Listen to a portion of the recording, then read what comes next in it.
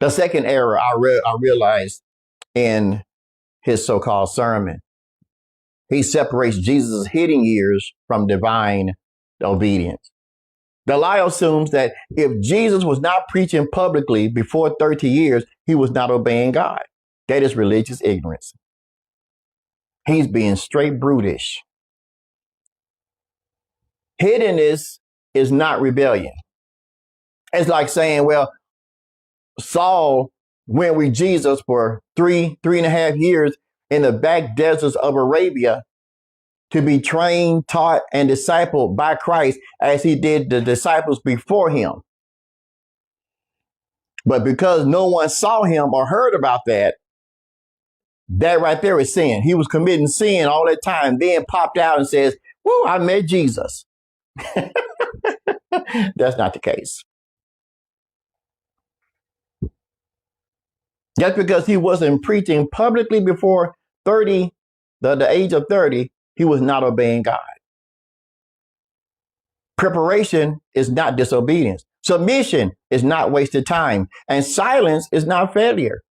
The Father did not reveal Jesus publicly at birth, yet Jesus was still the Son. The Father did not send him to Calvary at 12 years old, yet Jesus was still obedient.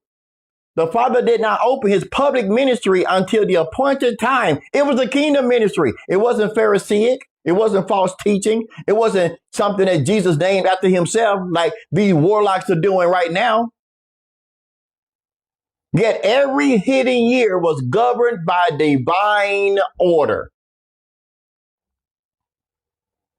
Galatians 4:4 tells us, but when the fullness of time was come, the fullness of time on God's calendar at his time, when he spoke, that's when it was perfect. It didn't move. It didn't shift. It didn't slow down. It didn't back up and reverse. It didn't go to the left or to the right, and nothing could stop it. God sent forth his son, made of a woman, made under the law. This is one of the main reasons why Jesus had to fulfill the law. Why it's called a hypostatic union. While he was obeying the God's law, amen, the Mosaic law that he gave to Moses. Why would Jesus be disobedient to his own word when he was the finger that wrote on the tablets and gave to Moses?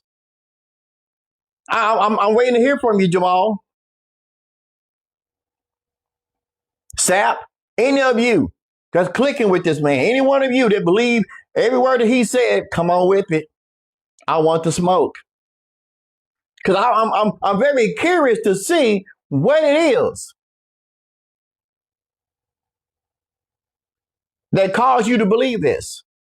I want to know, how do you get this in your heart to come out of your mouth and to stand on it like it's from God? Why would God speak ill of himself? How can the kingdom be against the kingdom? The Son came in the fullness of time, not according to man's impatience. That's what was wrong with the Pharisees.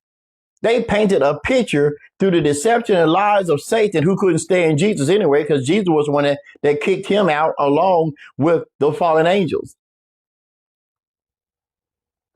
And when Jesus showed up doing exactly what the prophet said, and not what they've been telling the people all this time,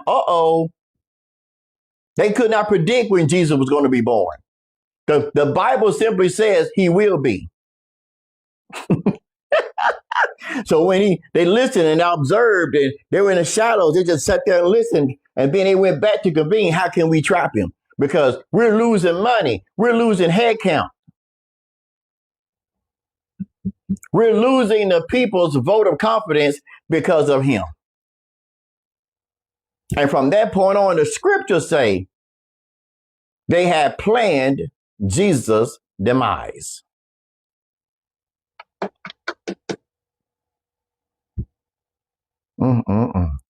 Let's look at Luke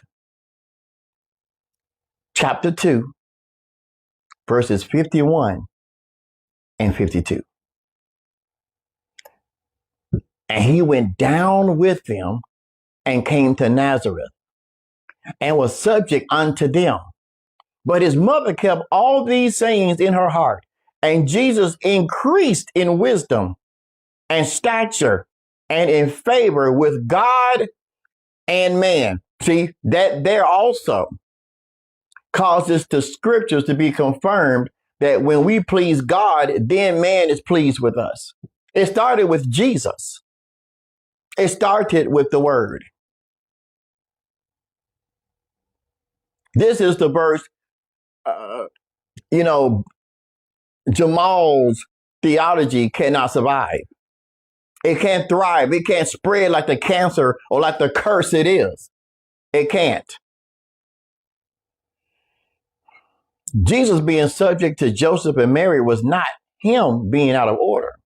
It was him fulfilling righteousness under the law. He honored father and mother. Did he not give that commandment to Moses to give to his people? Jesus fulfilled the commandment perfectly. Exodus chapter 20 and 12, for those who don't recollect, and those riding with these soothsayers. Honor thy father and thy mother, that thy days may be long upon the land which the Lord thy God giveth thee. Jesus' submission in Nazareth was not rebellion against heaven. It was obedience to heaven.